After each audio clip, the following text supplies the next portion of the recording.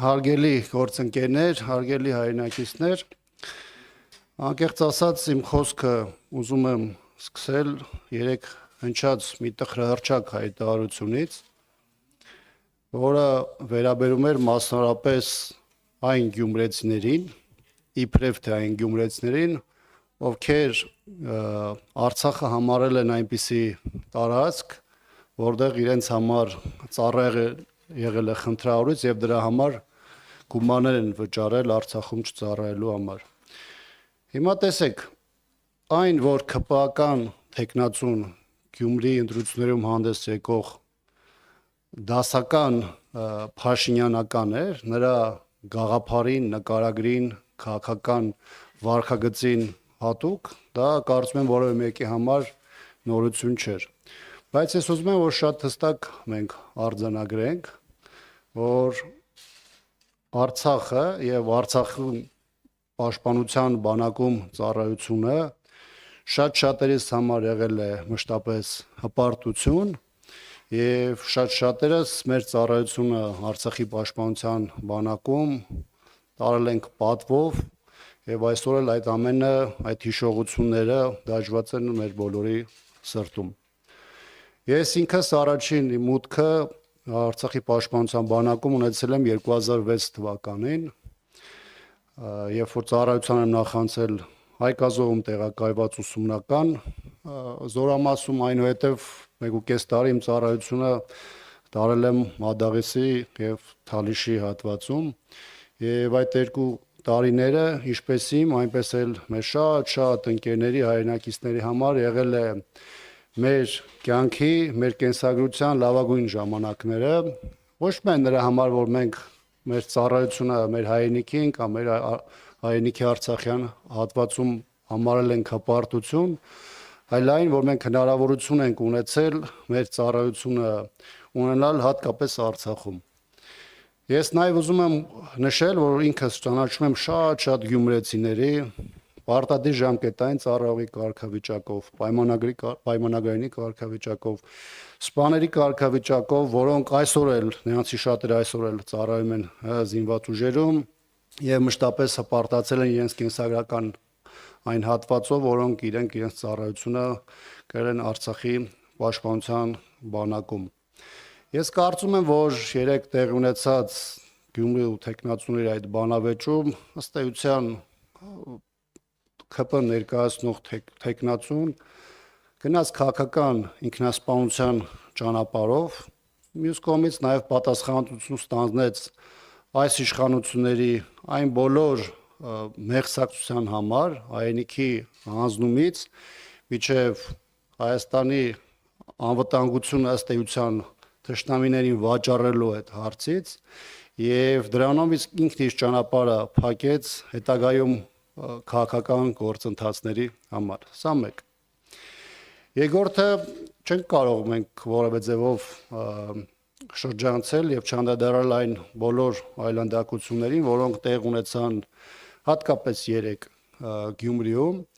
Իհարկե տարբեր process-ներ, տարբեր տեխնացուների նկատմամբ ճնշումների, հետապնդումների բավականին ծանր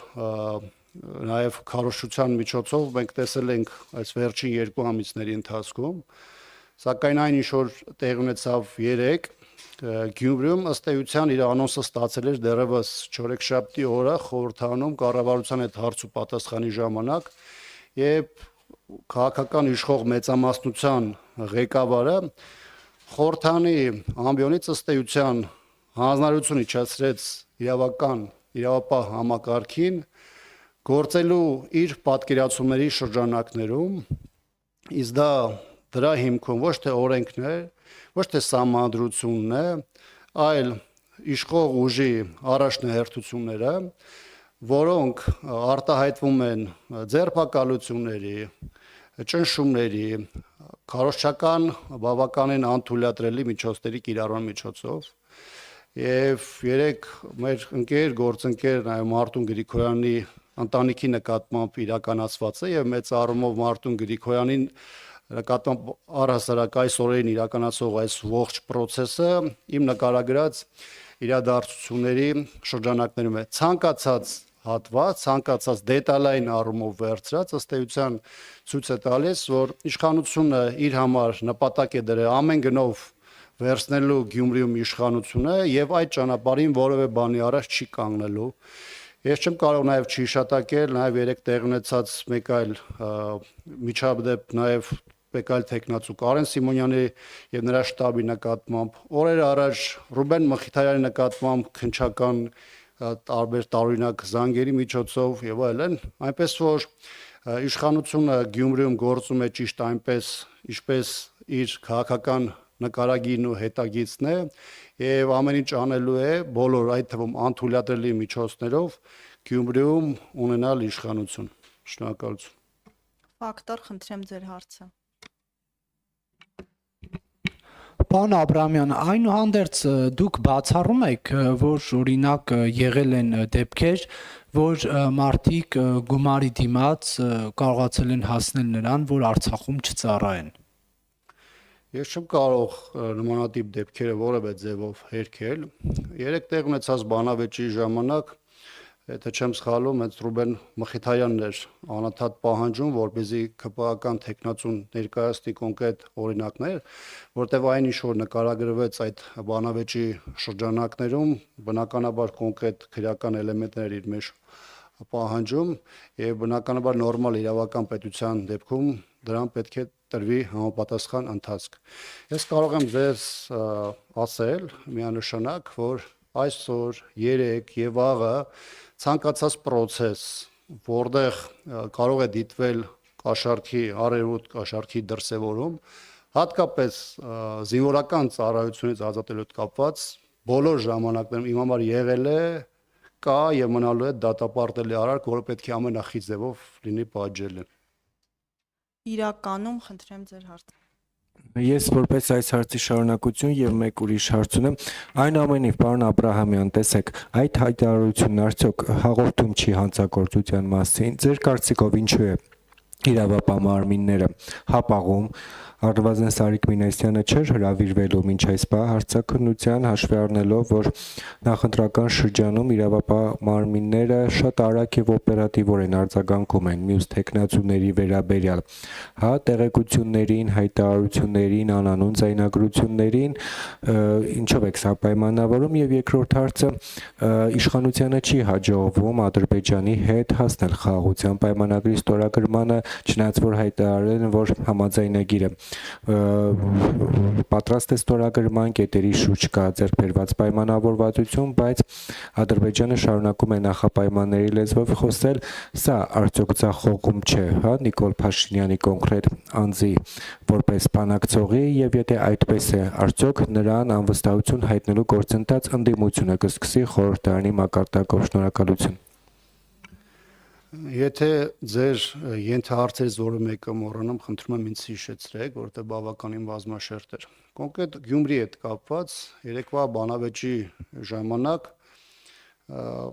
ըստ էության բավականին շատ հարցադրումներ հնչեցին, որոնք հաղորդում էին հանցագործության մասին։ Բայց երկու բան այստեղ նախ պետք է առանձնացնել։ Առաջինը, եթե եղել է նման փաստեր, եւ նման փաստեր եղել են նախքին բոլոր ժամանակներում, ապա դրանց հետ կապված պետք է լինեին իրավական process-ներ, ընդ որում մինչև 2018 թվականն էլ եղել են բազմաթիվ հարցեր զինվորական ծառայության հետ կապված, որոնց հետ կապված եղել են իրավական process-ներ, մարդիկ են նստել, տարբեր ժամանակահատվածով ազատազրկման ենթարկվել եւ այլն։ Այսինքն մենք չենք խոսում իդեալական իրավիճակի մասին, երբ որ չի եղել որևէ կոռուպցիոն դրսևորում կամ որևէ փուլում որևէ անձ չի փորձել գումարի միջոցով հասնել որևէ խնդիրների լուծմանը։ Հիմա այլ բան է, որ այս իշխանությունը, որի տեխնացուն ներկայացված էր այդ բանավեճում, արդեն 7 տարի իշխանության է, եւ եթե նրանք այս 7 տարվա ընթացքում տիրապետել են նման տեղեկությունների, որոնք եղել են պայմանականորեն մինչև 2018 թվականը եւ որևէ քայլ չեն ձեռնարկել, դա արդեն խոսում է նրանց այս գործընթացում ունեցած հանցավոր լռության մասին, սա եւս իմ կարծիքով նաեւ իրավական գործընթացի առարկա է, կամ այն հնարավոր փաստերի մասին, որի մասին խոսում էր ԿՊԱ-ական տեխնացուն, ակնհայտորեն ստում էր, որովհետև նրանից պահանջեցին փաստեր, ինչը գոնե այդ բանավեճի ժամանակ չներկայացվեց։ Հիմա հայ-ադրբեջանական բանակցային գործընթացի հետ կապված երեք չափազանց վտանգավոր արձագանք է հնչել Բաքվից առայն, որ Ադրբեջանի իշխանությունները երկար չեն պատրաստում սպասել Հայաստանի կողմից իրենց առաջադրած մյուս նախապայմանների կատարմանը, ըստ էության հասկացնելու, որ եթե որոշակի ժամանակ հետո Հայաստանի իշխանությունը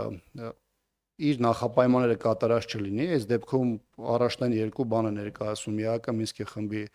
լուծարում, որին Հայաստանի իշխանությունները մեծ առումով դեմ չեն, եւ սահմանադրության փոփոխություն, որին եւս հայաստանյան իշխանությունները դեմ չեն եւ նրանց կամքով իրացնում են,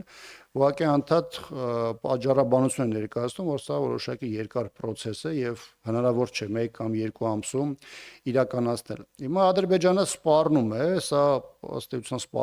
սպառնալիքի էլեմենտները առայն, որ Հայաստանի կողմից իրենց պատկերացումների շրջանակների ժամկետում չիրականացնելու պարագայում, այսինքն այդ պահանջները չիրականացնելու դեպքում Ադրբեջանը կարող է առաջինչ համարել բանակցային այն փաթեթը 17 կետից բաղկացած, որը միջև այս բանակցել է։ Իհարկե մենք շատ ժամանակ այդ փաստաթղթին այն տեսանկյունից ենք անդրադառնում, թե ինչու Ադրբեջանը սա չի ստորագրում եւ այլն։ Տեսեք, Ադրբեջանը այդ 17 կետերից բացի ունի մեկ այլ համախումբ պահանջներ, որոնցից երկուսի մասին արդեն խոսեցի, սահմանադրության փոփոխություն, ԵԱԿ Մինսկի խմբի այդ ձևաչափի լուծարում, սրա մեջ հաճախ նաև Ադրբեջանը ներկայացնում է Հայաստանի ապա ռազմականացում, այսպես կոչված փախստականների վերադարձ, այսպես կոչված արևմտյան Ադրբեջան եւ այլն, այսինքն Ադրբեջանը տեսնում է հնարավորություն հայաստանյան այս իշխանության պայմաններում միջև վերջ գործելու եւ առավելագույնը ստանալու եւ դրանով պայմանավորված ոչ միայն ձգձգում է բանակցային գործընթացը, այլ հանդես է գալիս նոր նախաձեռնություններով։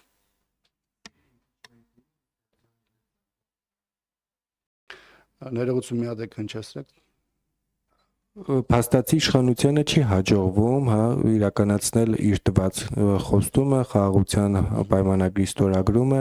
եւ հաշվի առնելով նաեւ ընդդիմության այն բոլոր բարձրաձայնումները կապված Նիկոլ Փաշինյանի վարած ներքին ու արտաքին քաղաքականության, այդ թվում եւ տնտեսական, սա ենթադրում է, որ եթե ընդդիմության մեկ բառով նկարագրենք, իր ասածը Նիկոլ Փաշինյանը ցախողել է։ Հետեւաբար հարց է առաջանում, ընդդիմությունը նախաձեռնելու է Նիկոլ Փաշինյանին իմպիչմենտ։ Իմպիչմենտի անվստահության գործընթացը խորհրդանական այն գործիքներից մեկն է, որը մի կարևոր պահի կարող է գործածել։ Այս պահին ես դժվարանում եմ դրա մասին որոշակի ժամկետային կտրվածքով խոսել, որովհետև դա միայն կախված չէ սուտ խորհրդարանում ներկայացված ընդդիմադիր կամ ընդդիմադիր տարբեր ուժերի դիրքորոշումներից, դա նաև մեծ առումով կախված է նաև փողոցում արկա իրավիճակից եւ բնականաբար որևէ ձևով որը մեկը չի կարող բացառել, որ ինչ որ կետում անհրաժեշտություն կառաջանա կամ բարենպաստ դաշտ կձևավորի այդ գործընթացի համար։ Ինքը կարևոր գործիք է, կիրառելի գործիք է, բայց դրա հետ կապված պետք է լինի նաև այլ գործոնների արկայություն, որոնք հնարավորություն կտան ոչ միայն բուն նախաձեռնություն դրսևորել, այլ նաև ունենալ արդյունավետ ելք։ Ազատություն։ Պարոն Աբրահամյան, դուք խոսեցիք արդեն Ադրբեջանի առաջ քաշվող նախապայմաններից, Ադրբեջանը կարող է դրանից հրաժարվել եւ Հայաստանի առաջարկին, այսպես ընդառաջ գնալ, մոտ ապագայում ստորագրել ձեր կարծիքով խաղաղության պայմանագիրը, նաեւ օրինակ միջազգային ճնշման ներքո, եթե այդպիսի բավարար ճնշում լինի։ Ամենամեծ խնդիրը սկսեմ վերջից, որ Ադրբեջանի նկատմամբ մեծ ճնշումներ գոյություն չունեն կամ գոնե դրանք խիստ արտահայտված չեն։ Ավելին ասեմ, վերջին 7, արդեն 8 օրերի ընթացքում եւ առաջնագծի տարբեր ուղղություններով Սոտքից մինչև Խոզնավար խնացախ հատված ադրբեջանական կողմը համակարգված ձևով կրակահերթեր է արձակում մարտական դիրքերի, նաև որոշակի առումով նաև խաղաղ բնակավայրերի ուղղությամբ, այս պահին դեռևս ոչ թիրախային, Այս ընթացքում միջազգային հանրությունը հավաքական առումով գոնե տեսանելի մասով որևէ ձևով չի արձագանքում, ինչը հնարավորություն է ստեղծում ադրբեջանցիների համար որոշակի շոշափելու ընդհանուր տրամադրությունները եւ ինչու՞ չէ որոշակի փուլում գնալու առավել լարված սադրանքների։ Հիմա այս իրավիճակում Ադրբեջանը կարծես թե իր համար առաջին հերթին դիտարկել է այն իրավիճակը, որը այսօր ստեղծված է, իսկ Հայաստանի իշխանությունների այդպես էլ չավարտվող զիջումների քաղաքականությունը բերում էր նրան, որ յուրաքանչյուր փուլում Ադրբեջանի յուրաքանչյուր զիջում իրացնելու ժամանակահատվածում Հայաստանի Հանրապետությունը ձեռք է բերում նոր խոցելիություն եւ այս խոցելիության պայմաններում բնականաբար նաեւ բանակցային դիրքավորման առումով Հայաստանը հայտնում է շատ ավելի վատ վիճակում։ Հիմա բնականաբար այդ դինամիկան լավագույնը շոշափում են ադրբեջանական իշխանությունները